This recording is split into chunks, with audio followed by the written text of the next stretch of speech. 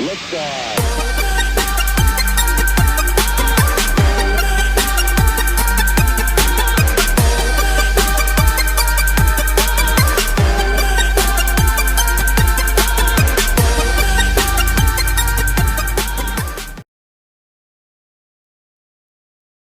Let's get into it. This was Raheem's pick, 2002. I had to make sure I picked the right one. I looked it up on like Amazon, dude. There was like 5 different versions of the movie.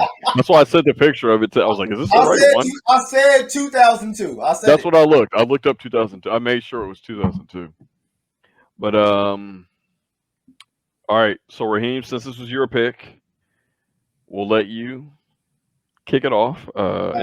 First of all, did anyone actually rewatch it recently, or you guys just remember it from the last time you saw it? I watched it the day after our last podcast, or the day after that. Oh, that's dope. Okay, I just watched it today. Finished it today. Yeah, I remember a lot of it, and I'm watching it currently right now as we're on this podcast.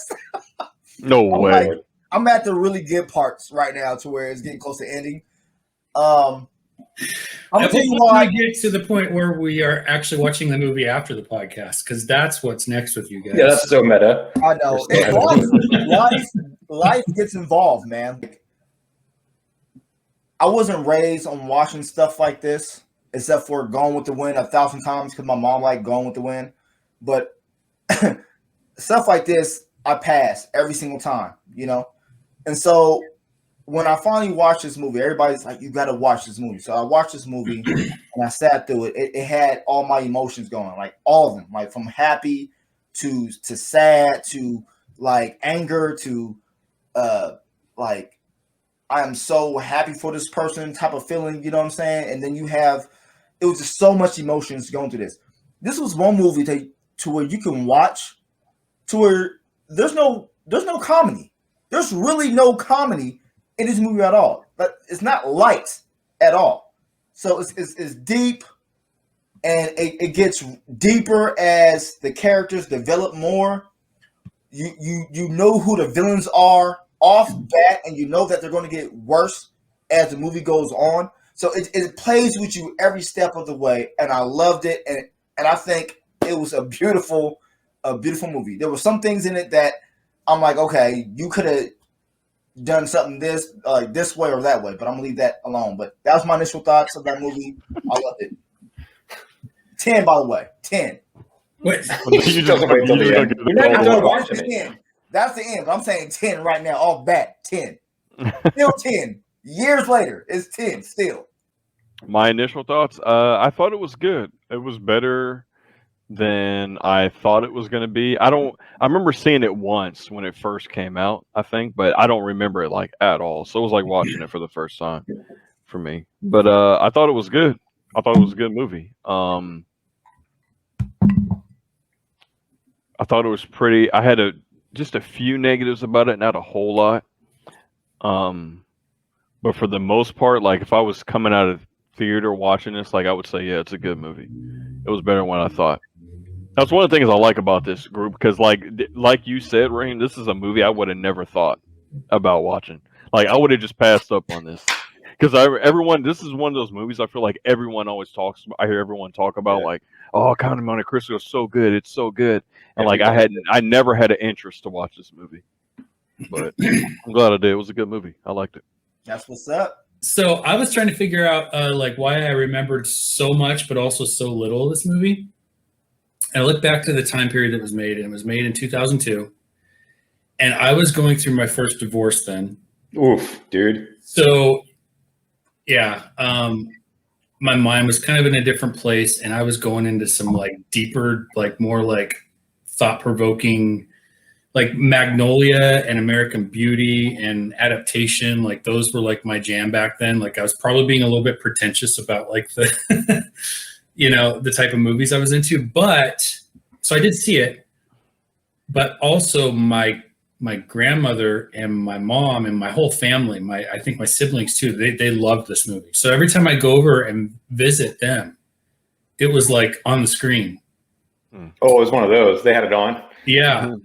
That's cool. So I probably saw it all the way through, maybe twice, but then caught clips here and there as I was over there. I was just kind of playing in the background all the time. I guess I'll just leave that my initial thoughts, and Okay. I'll save the likes and dislikes for later. That's Sure. where I'm at. Yeah. Okay. I have two initial thoughts on this because I had two very different experiences from when I first saw it, right when it came out, and just rewatching it. But I'm going to be quick. So when I first saw it, it really resonated with me a lot because in 2002, like how old was I? 26, 25, right? And I was still like a super hopeless romantic. So I totally identified with him early in the movie when he was naive and just filled to the brim with love. And no matter what happened, he just was so naive and so innocent and just, you know what I mean? Like his world came crashing around. And then I really resonated with the idea that he wanted to learn a lot when he was in jail at first. But then, he kind of didn't. Now that I rewatched it, he actually fought that.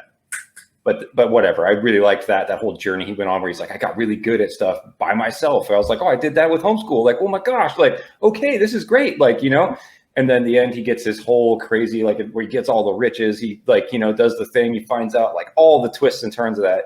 And I was just there for it emotionally. Right. When I watched it this time and like none of that, I didn't feel any of it. Like, it was weird how like getting older, like, 'cause now I'm 43. Right. So that's like basically 20 years later. Right. And I'm like, oh, okay. Like, I was like, he strikes me as like really childish in the first act, right? He strikes me as really petulant and selfish and self-pitying in the second act when he's in prison and he feels sorry for himself. And then he strikes me as really petty and vindictive in the third act. He doesn't strike me as a good dude at all. Not once in the movie am I like, oh, that's a good selfless person who wants harmony and peace and wants to move on. He thinks he's owed something the whole movie and he's angry about how he doesn't get it. And that really made me mad. I was like, whoa. This is an immature person that we're watching for like 2 hours and 20 minutes, right? Like, and I was like, wow, that's wild. And the filming felt really dated. I remember when I first saw it, I thought it looked really good. Right. I was like, this is so cool. But now when I watched it, I was like, man, there have been so many enhancements with camera work and stuff and like all that stuff. But one thing I will say that's really positive about this reviewing though, is something that Dave kind of brought out about The King, how he wished that it was a richer world. This felt like a rich world. This felt like you were in France. Like, you know what I mean? This felt like you were in the Chateau d'If. Like, this felt like you were on that island of Monte Cristo looking for that treasure. This felt like you were in those palaces, like every single second. Like, the immersion was so high in this movie, even though the camera work was kind of like, it didn't age well. You know what I mean? But that's pretty much my first impressions. It was weird seeing that. That's mainly what I want to point out. I was like, I had a really different reaction in my 20s than I did now to it, just gut-wise. And I expected to still love it. That was the weird part. I was like, oh, I'm so stoked. And I was like, whoa, this is like, I just wasn't, it just felt like a movie for a young man to me. You know what I mean? Like all the peaks and valleys of what it feels like to be in your 20s. That's what that movie felt like to me. And it felt like I was looking at it from like through a glass in my 40s, or I was like, oh, I remember that, but I don't feel that way anymore. Like, so that would be pretty much mine, I guess. That is super interesting. I'm all over that. I like that. That is interesting. Anything else, Rod, you want to get out before we hit up likes? Or anyone? Just because this is your pick, I'm saying. It says some things that kind of bothered me a little bit. Oh, that's weird. That never happened. I'm not a fan when I say that stuff. I feel like Izzy's poking the bear there for a second. Because I feel like this movie's flawless. But anyway, yeah, you said 10 already. You picked on. I didn't pick on anything. No. You picked on pain. I identified some problems. You picked on pain. Like, this person was an innocent. Okay. But how you deal with pain shows your level of maturity, right? Oh, maturity deals with right, doesn't it? The way you deal with pain is a defining hallmark of maturity. If you lash out at other people and want revenge, and you'll go out of your way to find it and hide the fact that you're getting revenge for them right in front of them, that's petty, dude. That's you're crossing a line there. Maturity? But if you just want peace and to move on, and you want them to be happy, you want them to be happy, that's maturity. Maturity, right? Education. Education doesn't equal maturity at all. No. I know smart people that are douchebags. Maturity, and then you have education. He was not educated. He was just this. They put him off, and this is the writing. they made him as innocent as you can possibly be. Well, how innocent can you be? How innocent can you be? Right? He didn't even know how to read and write. He didn't know at all. He just had a good heart and a tough upbringing enough to where his dad made him do. Whoa. Now I'm going to read my part real quick. Just hold on. Until things didn't go his way. Just 1 second. Just hold on. Just let me bring my point. Let me bring my point just to answer your answer. You know what I'm saying? Whatever you was doing. So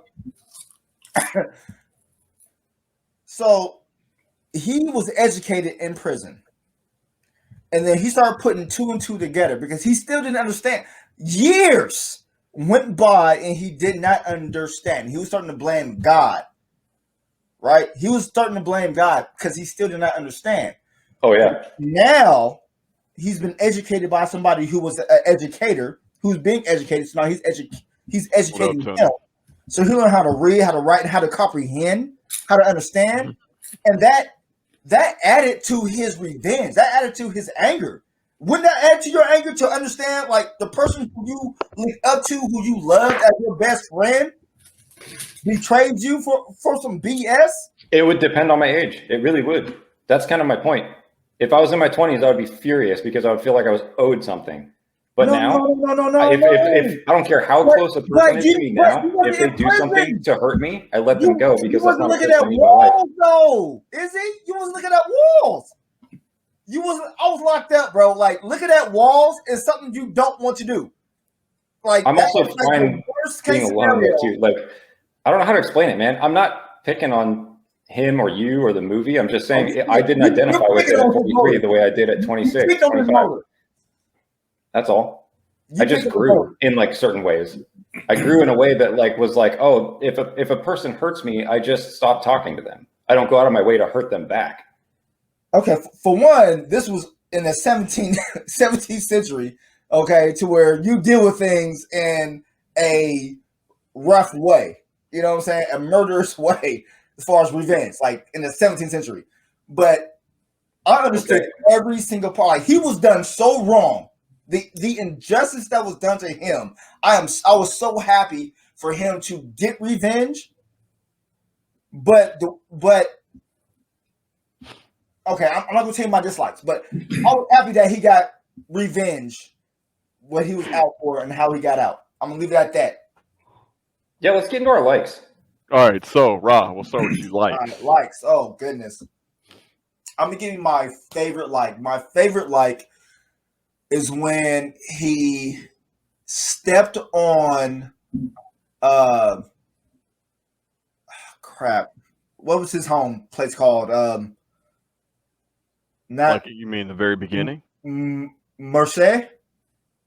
Marseille? Like, what was that? Yeah.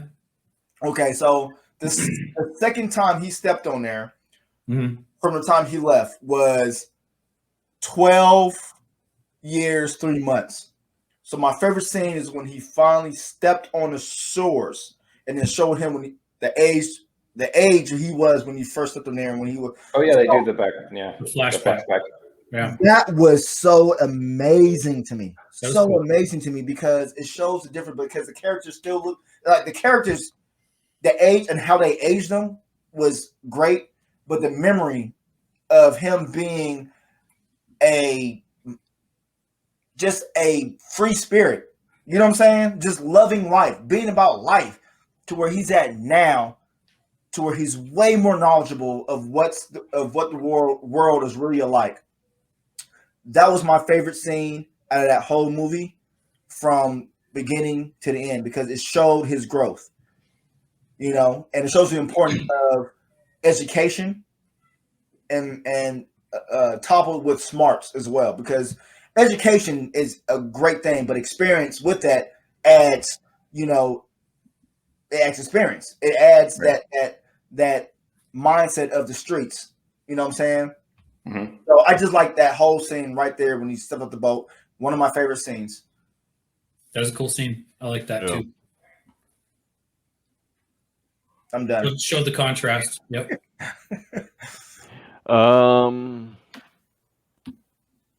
me see. My likes, I would say, first I need to rewatch this movie. I got so distracted during this movie. I had a bunch of stuff like I was doing during it. I need to rewatch it because I feel like I missed some key points, especially in the beginning. But my likes on it are I definitely liked I definitely like the come up story. Like this guy redeeming him, not redeeming himself, that's not the right word for it. Him like him training and stuff like in prison, what he was doing, how he escaped, and like I like the little bait and switch he pulled to like escape out of it. And how he got like he found his riches and got his revenge on the guy. I do like the revenge part of it just because his friend did him so dirty, like in the movie, you know. And like he took his girl and everything and was technically raising his kids. Spoilers. Yeah, I like that part of it a lot. It didn't catch me in the beginning only because I'm just normally not attracted to these type of movies. But like as I started like focusing on the story more and like actually paying attention to what was happening, I got real interesting to me, especially in the prison. I feel like that's when it took off for me, like in the prison scene, like once he was locked up. I feel like that's when it kind of took off for me. But yeah, that's what I like the most about it. My turn. You're up, Jared. I'm trying to differentiate what I like about this movie that is just about the story in general because it's classic literature, Mm-hmm. you know. So I got to take like because one thing that I really enjoyed that I think is probably in both was the whole crisis of faith thing. You know, because like as a man of faith myself, like been there, done that. Like I'm like, why has God forsaken me? Sure. You know, and you come back around and it's just one of your life things. Like I thought that was really cool. And I'm pretty sure that was covered in both the book and the movie. I was surprised to find out this is actually my brother's favorite book of all time. And I wish one of us would have read it, but I didn't have it. I would have if I would have had more time. But I hear it's really a lot different. Like they took a lot of liberties. He doesn't get back with Mercedes at the end, like in the book. They both kind of grown and just were such completely different people after their experiences. But they did follow Mercedes and show that she did leave what's his butt and like took the hit of losing our money and became pretty much destitute. Like it was really like actually like a terrible it was tragedy. More realistic. It was way more realistic. Yeah. I was gonna say that makes more sense. Them not getting it kind of makes more sense. This is Hollywood, you know. Right. And I guess the son wasn't actually his either. So those are two pretty big. Oh, weird. Yeah. And he said too, you were talking about revenge and you were talking about you don't think he's a great person, but in the book apparently more than revenge. Well, you kind of did. You said he wasn't a good. No, I said the way what he did with all that money and freedom was petty. Okay. That doesn't make him a bad person. It makes him emotional and immature. Okay. Yeah. We've all done petty things because, you know, when we have the power to finally, we've all done that. Like he just did it on a scale that is unprecedented and cinematic, right? Because he felt he was owed that life and it was taken from him, right? Yeah. Which is also like kind of immature thinking. You're not owed anything. Like you've always been big on that. I'll get into that, but yeah, I wasn't saying he's a bad person. He's obviously a sweet person. Okay. Right. Okay. Yeah. But he's at the mercy of his emotions and stuff. So gotcha. Ricardo, what up, man? So apparently in the book, he what the shit? There's a lot more like him actually helping the people that were there for him earlier than him getting vengeance against the people that weren't. In the book? Yeah. Oh, that's dope. It was more about him helping after his experiences. So I asked my brother because I'm like, I haven't read this. I know it's your favorite book. Like, what do you think of the movie? And he said it was good, but I asked him the differences, and those are what he said. Those are pretty big. Those are pretty huge. Yeah, that's a big difference. But I mean, that's what they do. Okay, so anyways, my likes. I had the faith thing. I really liked that when he first confronted, when he ran to his buddy for help and found out that he was the one that put him there. He writes to his house after he escapes. Yeah. Yes. That sword fight was just like ugly and sloppy and dirty, and they're falling over furniture, and it just. Well, his side was sloppy, right? Fernand is like utterly trained, and he just waits for him to move and just slaps his hand and stuff. Right. But I mean, it was still he was falling all over the place, and still trying to make it work, even though he was down on the ground. And I really liked that whole scene from the second he barges into his house,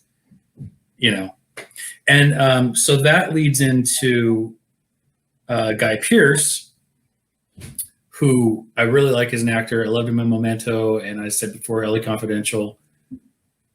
I mean, he is just, I hate putting him in my likes because he is just detestable. It's one of the good points of the movie, though. His acting is so amazing. He's so terrible. Yeah. He's so hateable. Even everything down to his stupid hair. I just wanted to. So he was great. It was almost a caricature of an evil person, but not over the top. I didn't think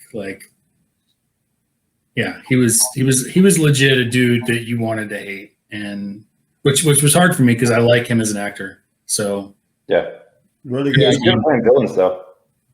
Good at what? He's good at playing villains, though. Surprisingly, right? If you think about Prometheus, and if you think about Iron Man 3, he nails it. He's probably some of the best parts of those movies. Honestly, he has that characteristic too. It's I can't even see him as a good person. Even when I watched the Time Machine, I wasn't convinced of him being a good person. You know what I mean? It was just weird. It was this dude is meant to be bad. It's because this is your introduction to him, right? I think so. Actually, yeah, I think so. I mean, I guess he wasn't a great person in LA Confidential either. He just did. He's okay. He was better than Bud. Yeah, it's true. Yeah. Jeez, Bud's the hero. He's worse. I think he played a bad guy in that movie with Shia LaBeouf too, about the they were running what was the name of that one? Where they're it's back in the 40s and it's during the Prohibition and they're trying to run the booze. Oh my gosh, yeah, Lawless. Yeah, Lawless. That's yeah. But I feel like in that one he's a little over the top, but he was a bad guy again. So yeah. All right, that's it. Those are my likes. My turn for likes. Okay, so first out, the pacing is perfect for a 2 hour and 20-minute movie. You never, ever, ever lose the attention. The movie has your attention every second. That's amazing. That's pacing. This film could be shown in film class as a good example of pacing in a long movie. An excellent, 10 out of 10 example, because there is never a slow spot where you're oh, I'm bored. It's not happening. You're next scene, but it doesn't feel rushed. So that's probably my favorite thing. I think it's the biggest strength of the movie now that I've watched it again at this age is the pacing. The costumes and sets and props are insane. They're 11 out of 10, all of them, everything, all the props, all the sets look magnificent. You believe you're there, right? That's costumes, really good. Everything. It's just perfect. It's perfect, man. Even that guy's staff with the Napoleon head on it looks like weathered old ivory. It's so good. That's such a tiny thing and it looks so good. I think Michael Wincott and Richard Harris are probably two of the best parts of the movie too. Michael Wincott's the guy that plays the jailer. If you guys don't know. Oh, from The Crow? Yeah, he's one of my favorite low key weird B actors. He's probably on my top 5 of B list actors. He's also in Alien Resurrection. Yeah, he's great. I love him, and I wish that he was in more stuff. He's in A Long Time a Spider too, I think, which is also he's just great. Anytime he's on screen, he just crushes what he's doing. Even if he's the guy just whipping the crap out of Jim Caviezel, right? He's just so good at it and so slimy and gross. And I love that you see him get old, from him being in the jail for 13 years. He's got the gray hair and stuff before he gets he pulls him out in the water and everything. So I love him, and I love Richard Harris, which is the actor that plays the priest, right? Obviously, Richard Harris, every second he's on screen, he dominates. He's one of those actors that just has so much experience behind him that he's just going to destroy every scene completely with zero effort. So it's just a treasure to watch him and to watch him just get almost the entire second act, right? You love his voice when he talks like this. Yeah. Oh, I love him, dude. I love him. I loved him even as what was the English Bob, right? And yeah. Right, dude. I love Richard Harris. I love him. I think that Jim Caviezel's acting is earnest, and I still think it is. I remember that was my introduction to him when I was like 25 when it came out, like, right? And I was like, oh my gosh, who is this guy? And I remember just being like, man, I haven't seen anyone give that kind of a performance, that kind of like impassioned, like very believable earnestness that he had, right? Like, and I remember hearing that he got cast as Jesus Christ, and I was like, man, that is not surprising to me, because he has the sweetness. He had that thing that you imagine that Jesus would have, right? If he's actually entirely selfless and sweet, right? He had that quality, and it still came across when I watched it again. And the last thing that I liked the best about this movie was the sword choreography. Jared kind of touched on it, and you get to see Fernand be a master swordsman in the beginning and just kind of prune away at Edmond, while Edmond is losing control of his emotions and raging and being completely ineffective. And it shows what discipline can do. You see that scene, even though it's in the hands of the villain and you're sad about it, it's still true, right? If someone is disciplined, they have a clear head, they have a lot of practice behind them, right? They won't get rattled by their emotions, and they are in control of the situation, even against a bull in a china shop. You don't need to be scared of someone that's angry if you're better, right? And that's totally, you see that in the first scene, and then you see him go through the training with the sticks with Richard Harris, and that sword choreography is amazing because he shows him very deft things to do, and that is shown off in the third act in the last sword fight, where he actually beats Fernand when Fernand has both swords. Yep. Right? That is badass. I was like, man, whoever choreographed the sword fights in this film was like, listen, I want to go really hard because I really like sword play. And they're like, go for it. Like, that's what it feels like when you watch it. They're like, oh, they let him go ham. They let him just go for it, dude. Like, because some of the choreography is just like so over the top. Even like the duel, Fernand's duel, due to his indiscretion with that man's wife, and he punches that sword all the way through the dude's back and then just walks home and takes a drink of water. That's actually a good sword fight too, because you see him in control again. So those were like my biggest faves, definitely. Like as far as like rewatching it this time around. Dope. Oh, that's dope. Some good likes.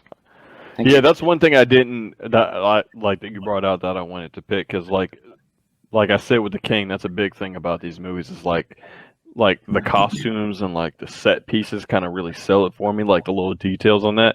And this movie did a good job on that. Like all that, like I felt like I was actually like in that time. Yep. Watching it is one thing I loved about it. That's dope. Really Oh, I do want to say what my two favorite scenes are before we go on. Yeah. I have two favorite scenes, and I forgot to write these down as likes. My first favorite scene is how Edmond is making progress when he's learning with Richard Harris, but he still hasn't figured out what happened, and Richard Harris has almost figured it out with only parts of the story, and he finally sits down with him and he's like, walk me through it again. And he's like, I'm trying. And he's all frustrated. You can see the immaturity is still there. Even though he's learning, he's still impetuous, right? And this is my favorite scene of the film, because it's when the film turns a corner and never goes back after this one line. And it's when he's like, tell me what happens. And he walks him through it. And he's like, then what happens? He's like, then he burned the letter and told me to go. And he's like, he burned the letter. Mm-hmm. And Richard Harris knew he's protecting a family member that's a traitor. He knew it. He doesn't say it. He just lets him walk through it. And that's when you see Jim Caviezel scream, ah, right? That whole scene. Like, he never goes back from turning that corner until the very, very, very last second of the film. That's education. He does not. It's education and experience right there. Well, he focused his emotions in a negative way through his education. He did, to take revenge. No. I'm talking about the priest. The priest, yes. The priest was very analytical. Yeah, but that was one of my favorite scenes, him saying he burned the letter, because he's like, why would he do that? He would send it to someone as proof, right? Like, that was a huge thing. And then my second favorite scene is the shot of Guy Pearce when he's riding out into the field, the very end of the movie, and then he just stops and looks at the open field. That was Yep. Yeah, that is such a good scene, because it's unspoken. Even though he utters it in the room, he's like, I couldn't live in a world where you have everything and I have nothing, right? Yeah. But you already got it. You already got it from just the camera work. Him running out and seeing an empty field. Like, oh man, it wasn't heavy-handed. You would think it would be, him being on a horse and seeing nothing on the horizon. Like, oh, I get it. But no, it was beautifully done. I think it was totally wrecked. I was like, I got chills. I was like, oh, yeah, that's right. Because I was like, why do they fight again? I remember thinking, I couldn't remember. And it was totally that. So those are my two favorite scenes for sure. And I agree with you with that scene too, because he even said towards the beginning of the film, to where his fiance was saying, like, even when you got a pony and The whistle. yeah, Yeah, you know what I'm saying? Like Yeah. he was so envious the fact that he was so happy with the whistle. Like, so he was just envious. So it shows the prominent part of being envious. That part and how detrimental it can be towards your life of envying somebody else's stuff. To the point, even if it's something as minuscule as a whistle. Yep. You know what I mean? He was happier with his whistle than you were. Yeah. He definitely envied everything that he had. Yeah. Even when it was nothing. So for me to Pearce, it's like he was bottomless pit. There was nothing that could make him happy, satisfy him, because it was just nothing there. No, totally. We're gonna get into dislikes. I'm gonna say it. I'm gonna jump it off, and I'm gonna say it like how I always say it. One of my things that I hate in movies is convenience. Oh, here we go. Yeah, okay. Conveniently, all these people had this against this one individual because he was a good-hearted person. So Yeah, that feels like real life to me, though. It was convenient that this priest was dug his way into his room. Yes. Oh yeah. It was convenient that he died, and now he found a way to get into this thing to get out sooner. You know what I'm saying? Like, oh, It's he knew definitely it's a beautiful move the story. You know, Yeah, like, for sure. if you walk through the story, it's hella convenience, and I hate that. But I still give it a 10 because it kept you entertained all the way through. Raheem, is it convenience or is it fate? Stop. It's definitely the writer being like, he's got to learn somehow in prison. How do I do that? Right. You know what I mean? Like, it was all convenience. All convenience. That, like, those sequences does not happen. I don't care what percentage you want to put up there. There's no convenience that would happen in that story that's going to walk you through that life just like that. It just doesn't happen. You know what I'm saying? Like, even when he was made the captain, you know what I'm saying? Which made a third enemy or the second enemy. You know what I'm saying? So it's like, even that part, like, that wouldn't happen. Like, normally what would happen is the dude who didn't show fortitude basically should have became the captain. And that time, as how it was, that shit had happened, but it didn't happen that way. Yeah.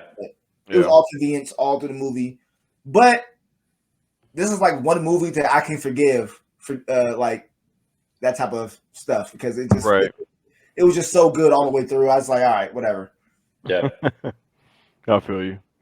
Are you done? Yeah, I'm done. Okay. That's my biggest thing, is just convenience.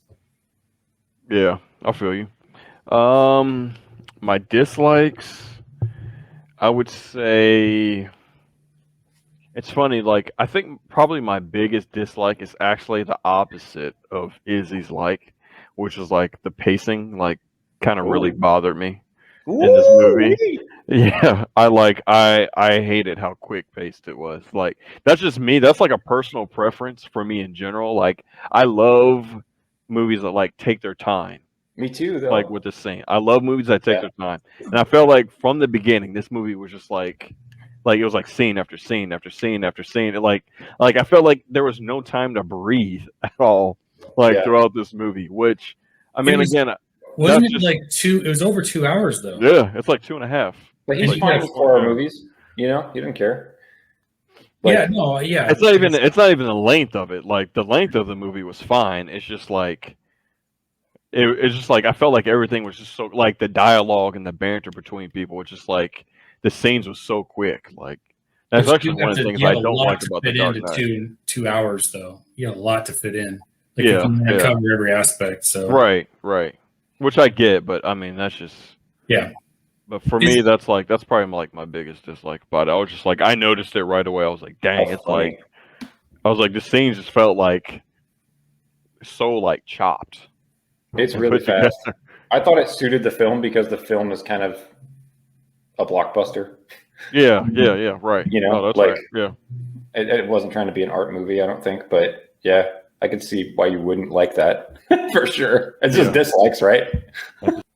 but yeah, that was probably my biggest one. The only other one, I mean, it wasn't a big deal, but I do kind of feel like the main guy was like a huge douchebag in the third act. Like when he was like getting the revenge on the guy or whatever. I don't know. It's something about like the way he was doing it was like it made him come off as a douchebag. Something about it. I don't know what it is. I felt like he deserved revenge. Like I felt like when he was going through the crap he was going through in the prison, I was like, man, I was like, I hope this guy gets out and like gets back at this guy. But for some reason, like just the way he went about it, like he was Well, just, he used his son. he Or looked, what he he thought just was seemed his like son at the time. yeah, like he just seemed so like cocky to me. I don't know what it was about it, but that was like a minor thing. That wasn't really a big 12 years, 3 months.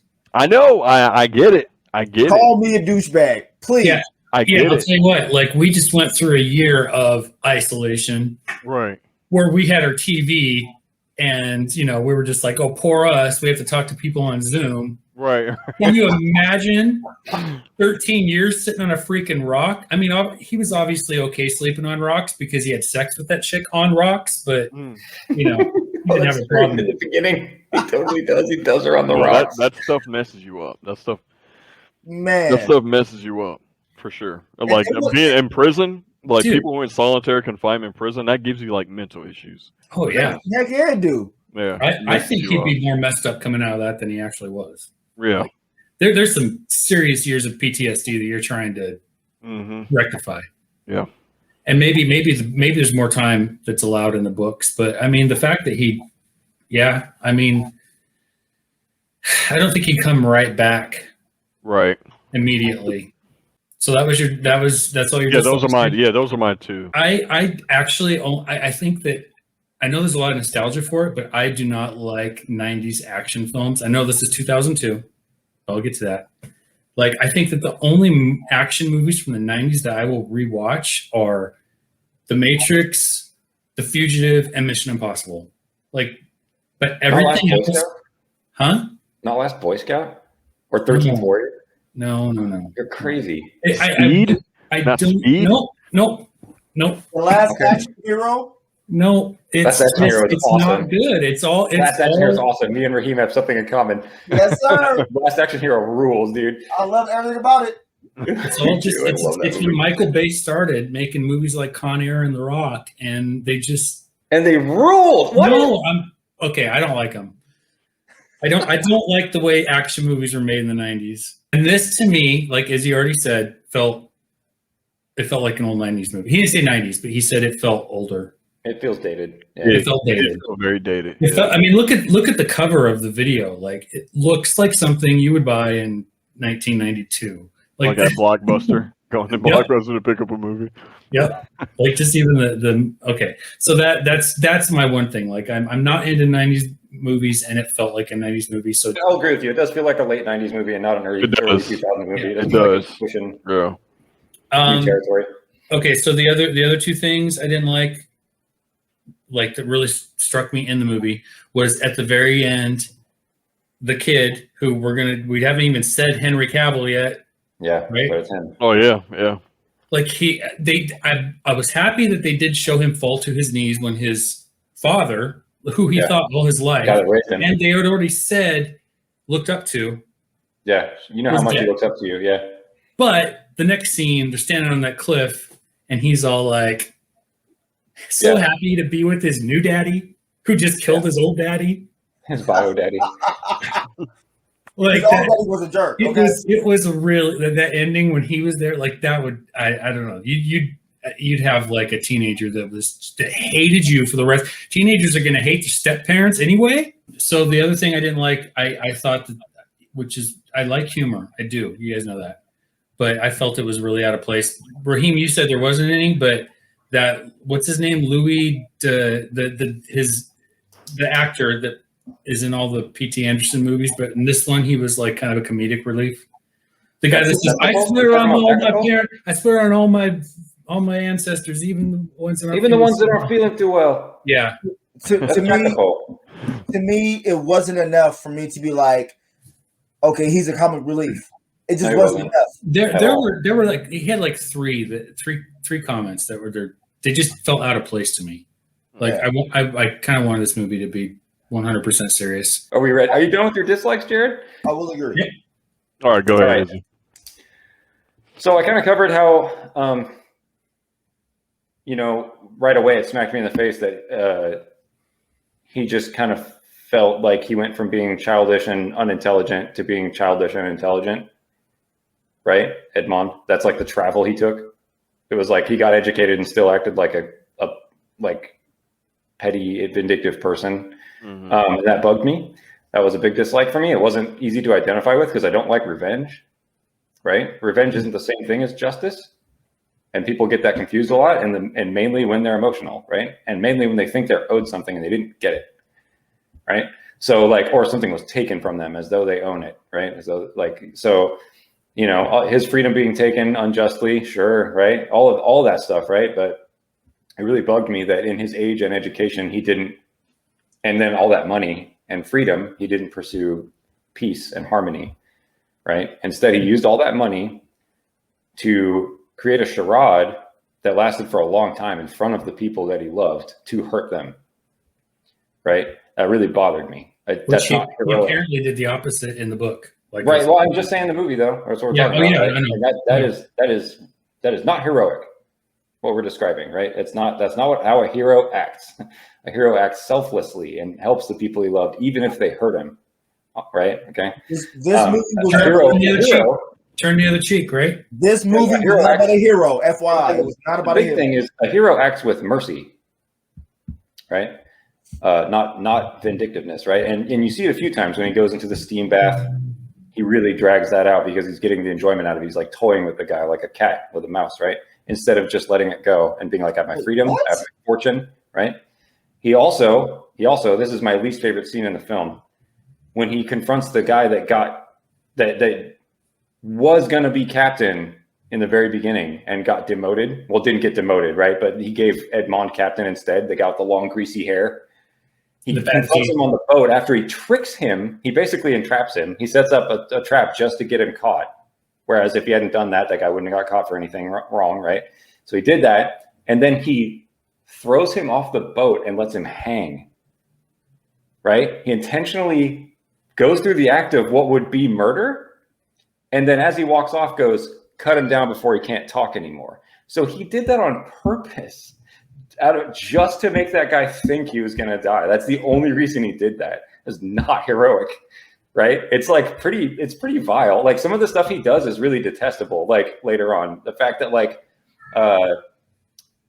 basically he drags out the whole confrontation with Mercedes, right? When she's crying and trying to explain things to him, he just waits for the opportunity to say something hurtful back to her.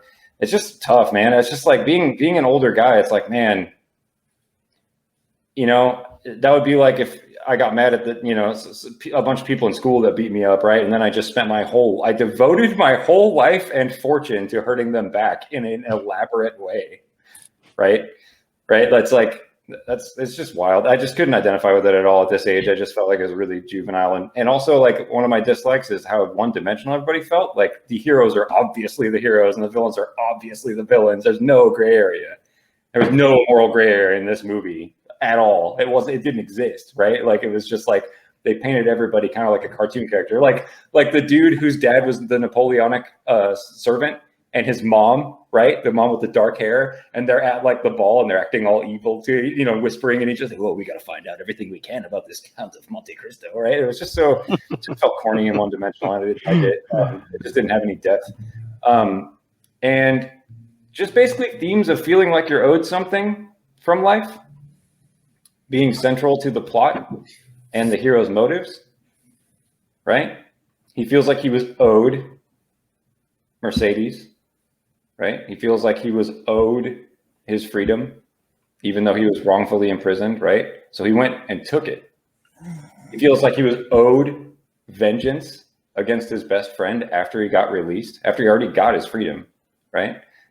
Like, so he went and took it, right? And it's like, man, that stuff is like, it's just hard to watch at this age for me, because I really do think if I had been wrongfully imprisoned, my wife married my best friend, it was all, if I had that much garbage in my life the second before I got put away, like none of it was positive, and I got out and I found out the only good part of my life was my dad and he died, I would take my fortune and I would leave. I would not go find that mess just to prove a point, to make myself feel absolved, right? I wouldn't do that. Like, I wouldn't put that kind of effort and resources into chasing things that hurt me just to hurt them back. I didn't like it. It was like a really hard movie to watch at this age. And then the last thing. Oh, there's more. There's more. Okay. It's basically just that the camera work was really uninspired, and it made it also kind of like a chore to watch, even though the pacing kept your attention. Okay. And the sets and the plot, like the sets and the not plot, the props were like really good and stuff. Just the camera work was so uninspired, except for like those couple scenes. But I also didn't like how Mercedes didn't age in 13 years. That was a little weird. Everyone else kind of did it. Like, you know what I mean? They get like a little gray in the temples and stuff. And I was like, we're talking like 13 years, man. Like that's a long enough time that like they ought to look a little. And Jim Caviezel didn't really age either. Like, you know what I mean? So, but that's about it. Really, just his motives were gross to me. Difference. I agree with your point. I do, especially like I really agree when you talk about the camera angles. You've educated me. It's like since we've been doing this, I've learned more and more and more about camera angles. And I said, oh, that actually did add to the film, or yeah, that did take away from that scene. So I do agree with you. When I went into watching this film today, there was a lot of scenes that fell flat to me when it comes to camera angles. So I was like, crap, there's an actual thing to this when it comes to camera angles now. So I agree with that. Cool. I just want to talk about this one scene though, so you guys can really kind of see where I'm coming from, hopefully. So it doesn't just feel like I'm attacking this movie and calling it childish, because I'm not. It's the scene at the campfire, after he finds the treasure. And he's sitting there, and Jacobo is like, what are you going to do? The world's your oyster. You can do anything. What do you want to do? He's like, I'm going to go back and make everyone pay. And I'm going to do it in a really elaborate way. That's a ruse and a charade. I'm going to force them to watch it happen. And he's like, I don't think you should do that. Like, he's the moment in the movie that I'm like, yeah, you shouldn't do that. Like, that's, you know what I mean? Like, wait, what? Like, that scene. And you see, if you watch it again, you'll see Jim Caviezel's performance be mildly sinister right then. He's like, no, I'm gonna do that. And he acts pretty sinister for the rest of the third act until he's got Mercedes and his kid and is fighting. You know, you don't really see him grieve too much. You see Jacobo grieve mostly. Like, he's the one that's like torn up inside about how dark of a corner Edmond has turned, right? He has that moment in the carriage with him, and he's like, hey dude, you need to let this go. You need to like take your wife and you need to move on. Like, you need to stop focusing on hurting other people because you feel hurt. Like, and that's what I kept thinking too when I was watching the movie. I was like, dude, stop. Yeah, just take her and get out of here. It was a big misunderstanding, but you don't need to keep dragging it out and living in the misunderstanding like it's still happening, because it's not. You know what I mean? Like, so that was like the biggest thing. Like, I just was like, man, it felt so different watching this in my 20s and being like, yeah, get him, dude. Like, I'm just feeling my heart break about all of it. But that's kind of it. Like, it really was just that theme of, I don't like revenge. It's not the same. He even said, I'm gonna protect you from anybody, even if it means from yourself, right? Yep. He does say that in the carriage. Yeah, Jacobo does say that. Yeah. Yep. Yeah, it is really good. So yeah, that wasn't something that was hidden in the movie. No, it wasn't. But I think people, part of the movie. I think it gets overlooked. I overlooked it in my 20s when I watched it. I love that movie. I thought everything that he did was just. I never questioned it until this time, and I was like, whoa! I would never hang a guy that wanted to be captain. because he was part of what put me in jail, and then be like, pull him off, like, you know, like, it's just weird. I get what you're saying. I can honestly see how you can view him that way. For one, he is not a hero. So that tells me that back then you see him as a hero.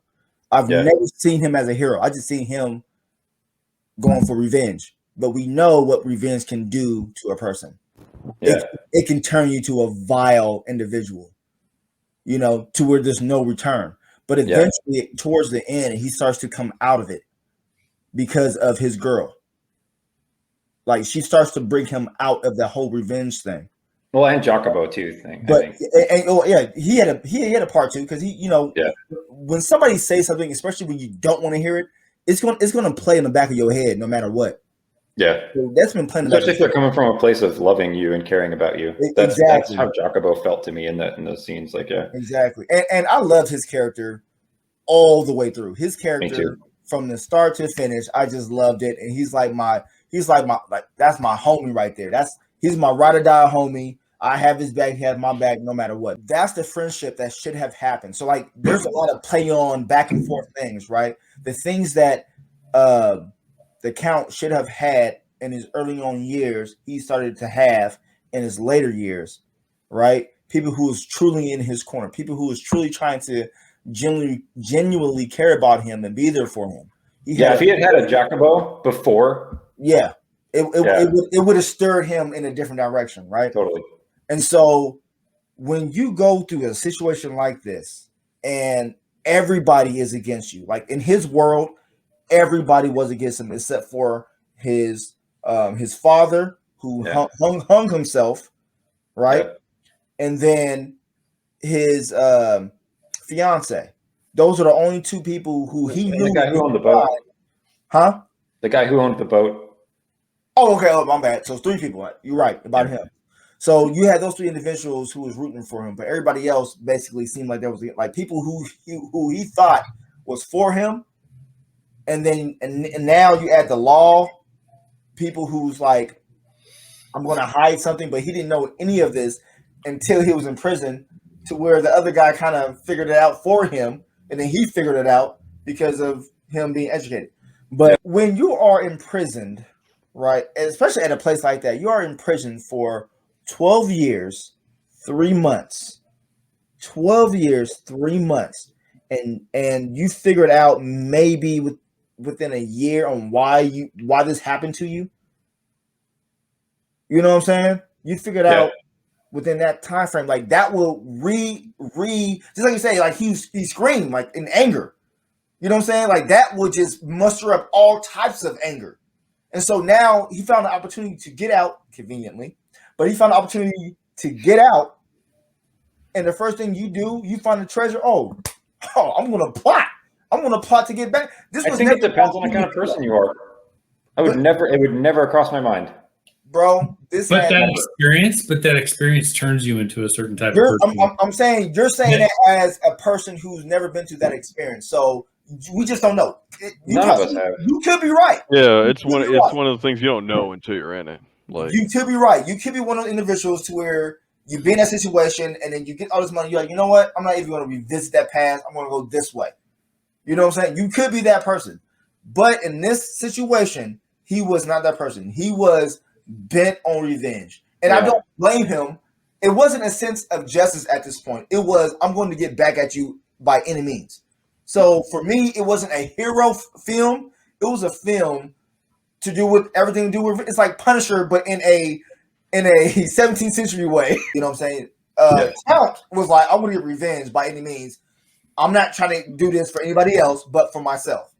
And so I feel like if I was going to be tossed into that jail, because I did think about this, I was like, well, why am I so turned off by his like whole thing? And I realized because the type of person I am, I would probably be more like the priest, where I would want books and start digging out in secret. I wouldn't be like Edmond. Like because he was also thrown in there for no reason. He says that. He admits it. He'd been there way longer than Edmond.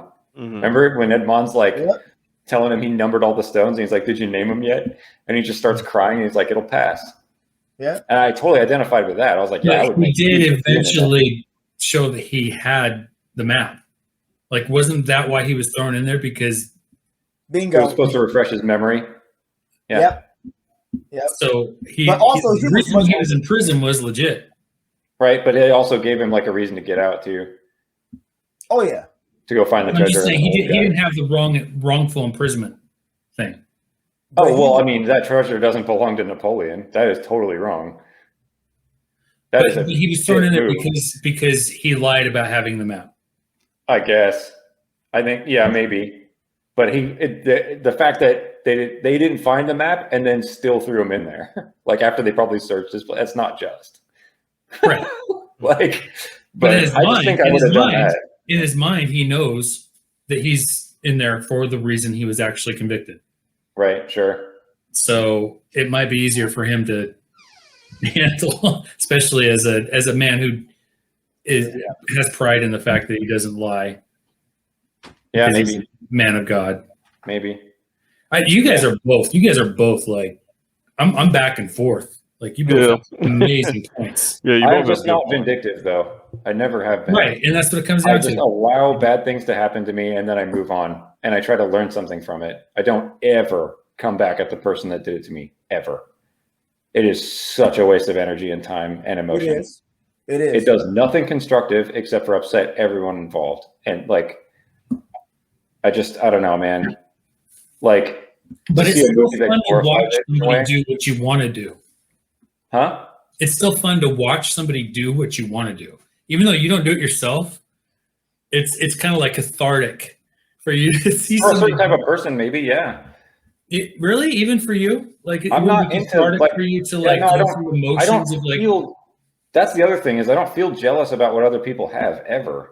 That's another. I don't covet other things. I don't envy other people. Like that's not a thing. I have my faults. It's like one of the Ten I Commandments. Right? do. Like, but that's not one of them. I don't ever want something someone else has. Like even if somebody had like, I want a GTR right now and I see people driving all the time and I'm not like, damn it. You know what I mean? I'm like, oh, I can't wait to get that. Like I'm saving up. You know what I mean? Like that's what I'm thinking. Like I'm glad you said that, is because like there are four. I'm so backwards with this.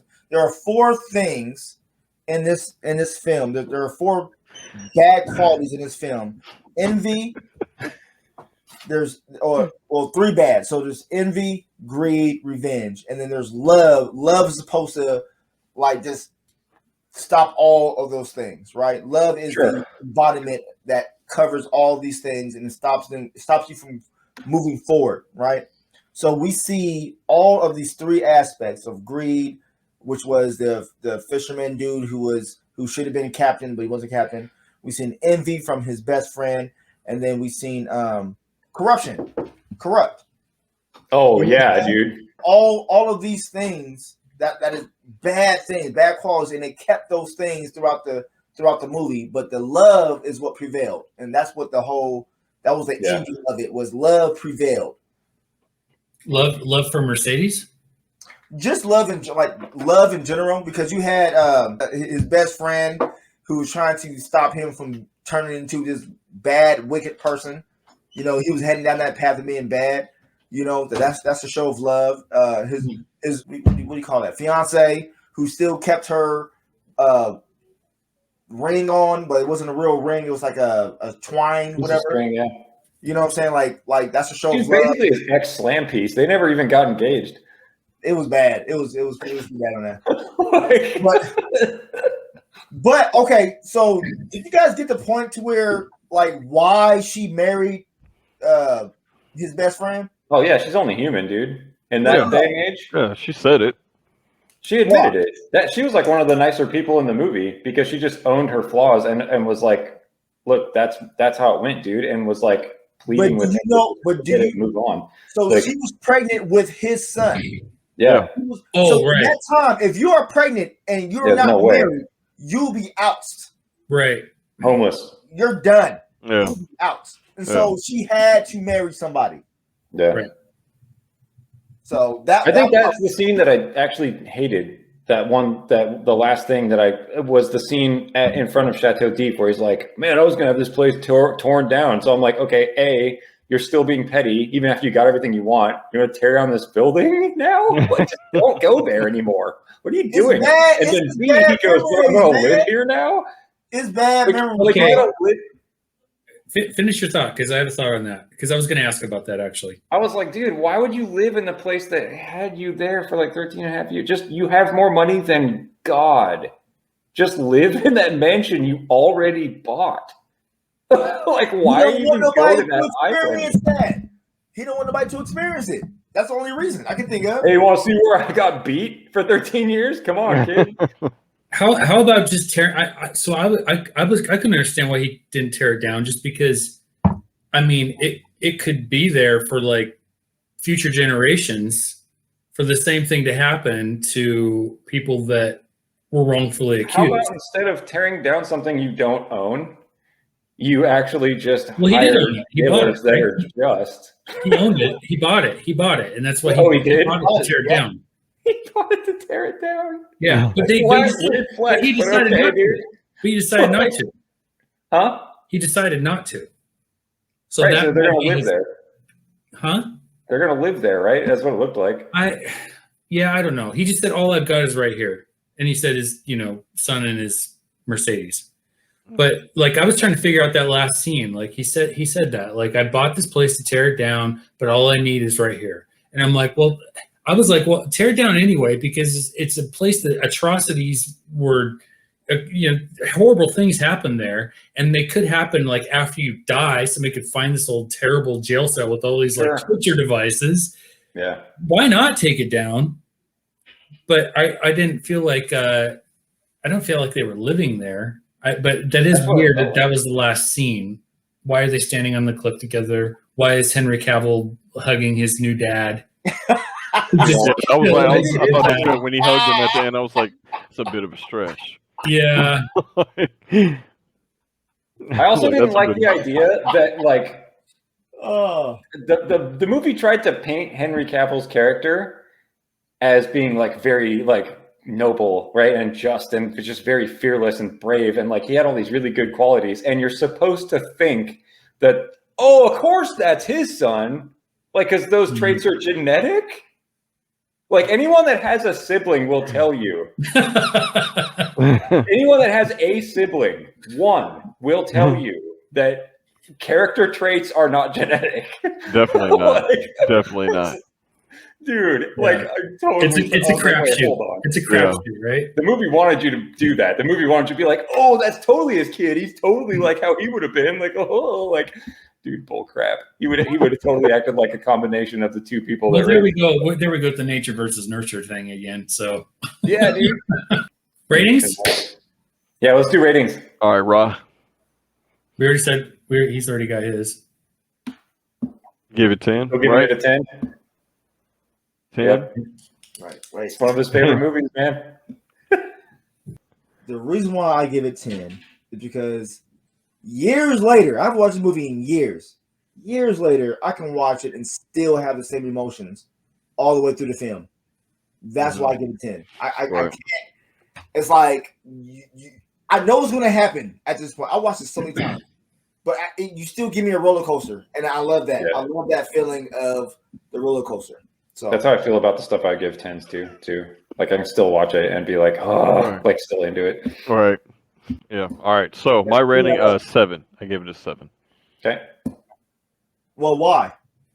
I mean, I thought it was good. It just felt like it felt dated to me. I guess was kind of one of the biggest things. Like I felt like I was watching like a '90s movie, and then the pacing for me like kind of really took me out of it. Okay. So we have 7. We have Jared was what? I haven't said mine yet. Oh, okay. We have Go ahead, 10. Jared. We have 7. I have 10, 7. Jared's.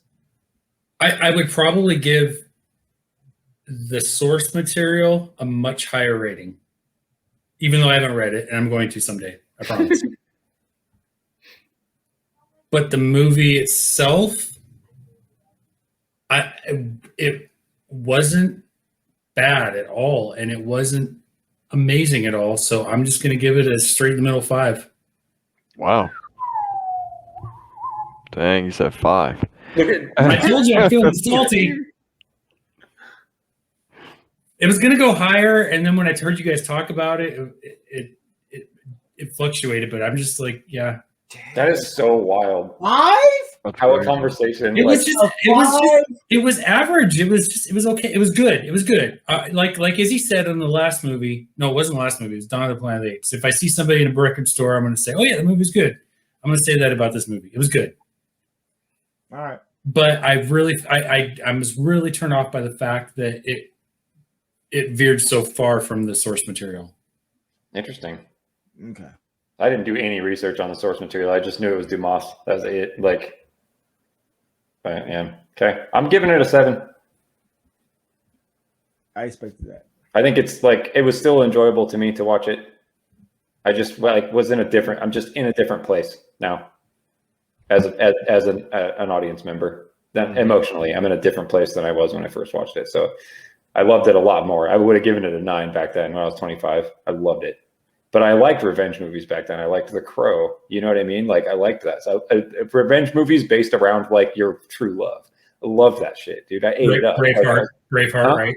Braveheart was one that wrecked me for a second, and now I just couldn't care less. Yeah, totally. So yeah, I don't know. It's weird, but I give it a 7 because I think what it was trying to do was be an early 2000s action adventure movie that's about revenge, and I think it did it pretty well. especially the props and the sets and stuff. That's crazy still to me. That didn't age. Looking at that part of the movie, I was like, whoa, some of this holds up a lot. Even when they're on the island with Napoleon in the very beginning, you feel like you're on that island looking at the ocean and all those old buildings with the lamps, the oil lamps in the windows, and then talking to Napoleon. Just see you're there, dude. I was like, yeah. Have we mentioned who the director is? Did any of you look it up? Kevin Reynolds. Yep, Kevin Reynolds. So I seen it earlier. He did Waterworld. I agree with Izzy. I agree with Jared too. He did do Waterworld. And Robin Hood, Prince of Thieves. Nice. Oh my God! See, that's another '90s movie that everybody loves. That I am like. Waterworld was one of my favorite movies of all time. That's so funny, dude. They're all '90s movies that I don't like. Yeah, what's your movie, Dave? What do you want to pick? Next week, yeah, because I have to actually go into the office tomorrow, so I gotta get to bed. But we're gonna do BVS. No way. Yes. Oh! We're doing BVS. Go. Yes. The Here Ultimate we Edition. go. Ultimate Edition. We're doing BVS. Of course. So.